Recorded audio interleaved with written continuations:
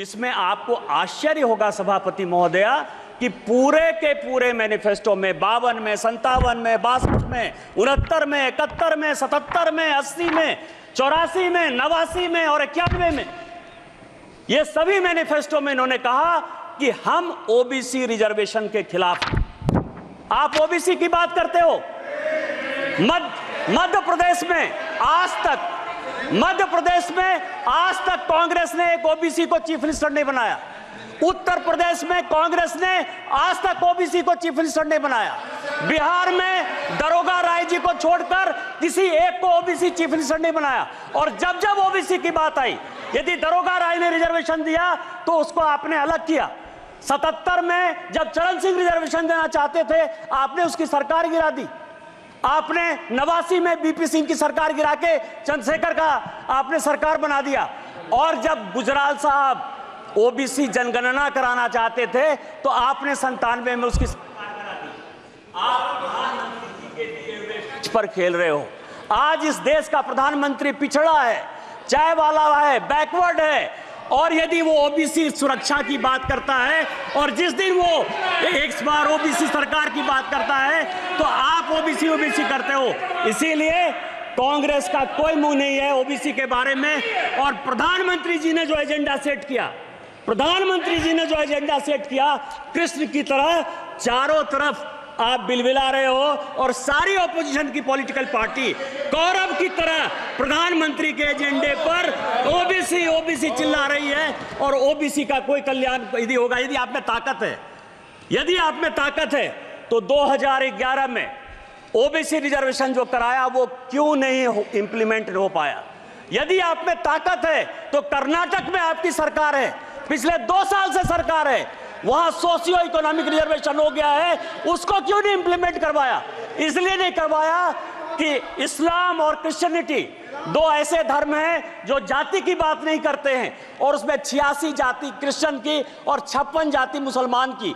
उसको OBC back दरवाजे से, पीछे के दरवाजे से आप मुसलमान और क्रिश्चियन को रिजर्वेशन देना चाहते हो ओबीसी में। इसीलिए आपकी हैसियत नहीं है और इसीलिए आप जातिगत जनगणना की बात करते हो। यदि हिम्मत है कांग्रेस को, राहुल गांधी को, तो कर्नाटक में वो ओबीसी रिजर्वेशन करके दिखाए तो मैं मानूं कि इस हाउस में जो आप बात करते हो उस हाउस की बात करते हो।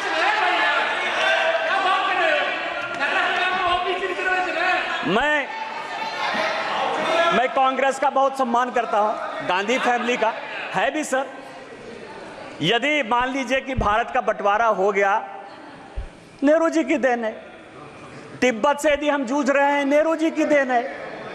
यदि चाइना हमारे पास आ गया, नेहरू जी की देन है।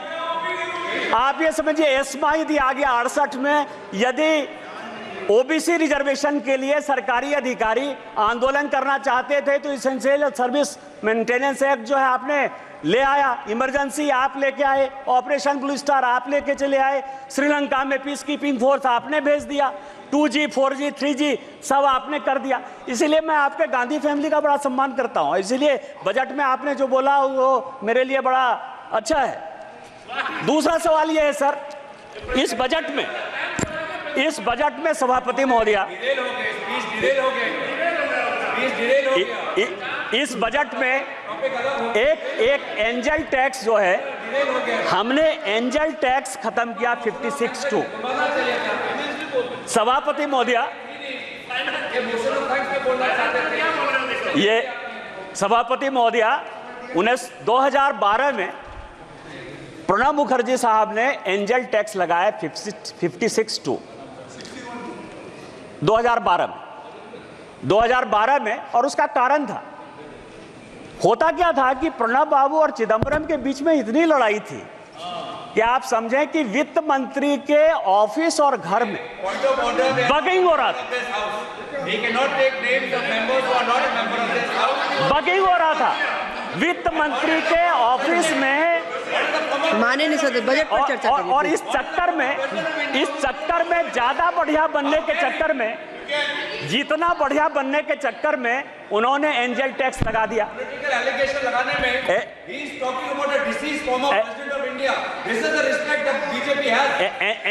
एंजल टैक्स लगा दिया। एंजल टैक्स क्या है?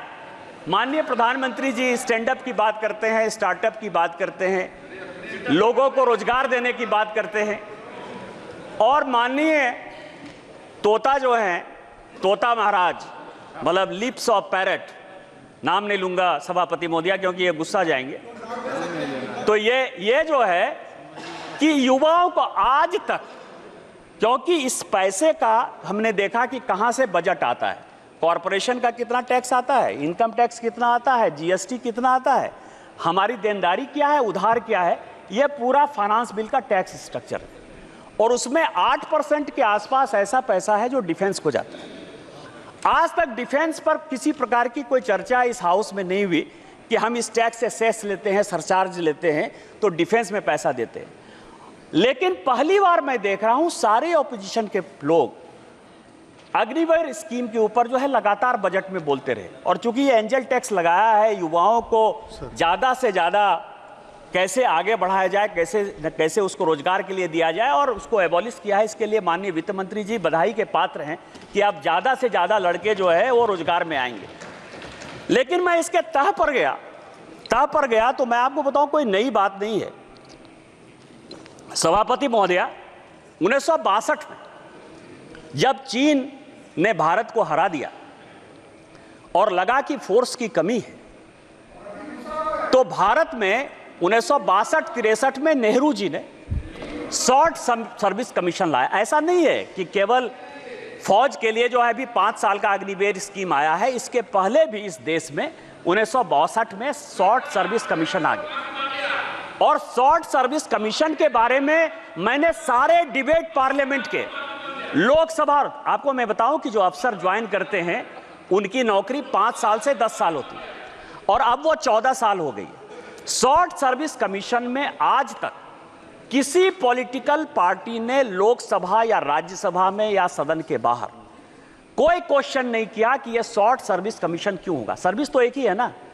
आर्मी में भी जो अफसर के ग्रेड के लोग हैं, एक ग्रेड ऐसा है जो परमानेंट चलता है, दूसरा ग्रेड ऐसा है जो शॉर्ट सर्विस कमीशन में 10 साल के लिए चलता है।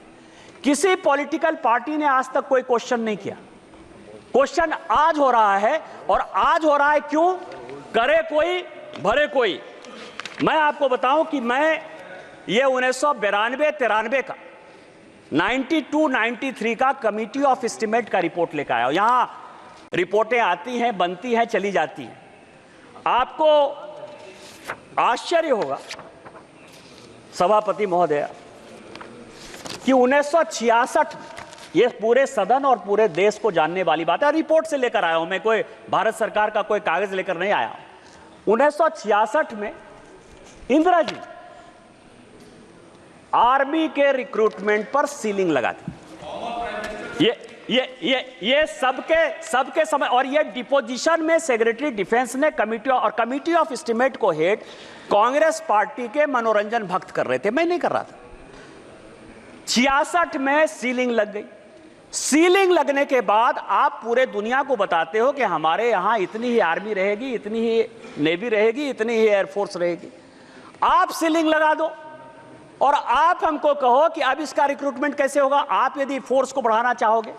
दूसरा, इस सीलिंग के बाद उसी कमेटी की रिपोर्ट है 1975 में और 1989 में 2 रिपोर्ट, 2 कमेटी इन्होंने और बनाई कि आर्मी को यंग कैसे रखा जाए। और मैं आपको बताऊं, छोटा सा उदाहरण यह है कि शॉर्ट सर्विस कमीशन भी जब बनाया गया था, उस शॉर्ट सर्विस कमीशन में भी पूरे यूपीएससी में, राज्य में, सभी जगह रिजर्वेशन दिया गया था। और उसका प्रभाव यह था, सभापति महोदया, मैं आपके माध्यम से गौरव गोगोई को बताना चाहता हूं कि इस देश के जो होम सेक्रेटरी हुए वीके दुग्गल, वो भी एसएसबी के ही रिक्रूटमेंट थे, शॉर्ट सर्विस कमीशन से आए और उसके बाद वो आईएएस बने। आज अग्निवीर पर 75 में कमेटी बनी, 89 में कमेटी बनी, और इन्होंने मैन पावर के लिए एक्सपर्ट कमेटी बनाने के बाद यह कहा कि आपको 5 साल और 7 साल के लिए, 1975 की बात है, ध्यान रखिएगा सभापति महोदया, 1975 से लेके आज तक 2019-20 तक लगभग 40 साल 45 साल तक जो रिपोर्ट है वो गड्ढे में रही, खाते में रही, मैन पावर की कमी रही, ना आर्मी में आदमी रहा, ना नेवी में आदमी रहा, ना रिक्रूटमेंट सबको अच्छा हुआ। आज यदि वो रिपोर्ट आर्मी के कहने पर इंप्लीमेंट हो रही है तो आप युवाओं को देश के साथ जोड़ने के लिए काम कर रहे हो कि आप हमारे यहां अफगानिस्तान, बांग्लादेश, पाकिस्तान की जो स्थितियां हैं, जिस तरह से अराजकता हो रही है, जिस तरह से रिजर्वेशन के खिलाफ सारे लड़के रोड पर आ रहे हैं, उस तरह का रोड ला रहे हो। आप जनता को क्यों गुमराह कर रहे हो? यह दूसरा सवाल है जिसमें कि हम बच्चों को एंगल टैक्स लगा के, एंगल टैक्स खत्म करके, जिसमें बच्चों का कॉर्पोरेट टैक्स 18% करके बच्चों को हम रोजगार देना चाहते हैं और आप उसमें अराजकता पैदा करना चाहते हो।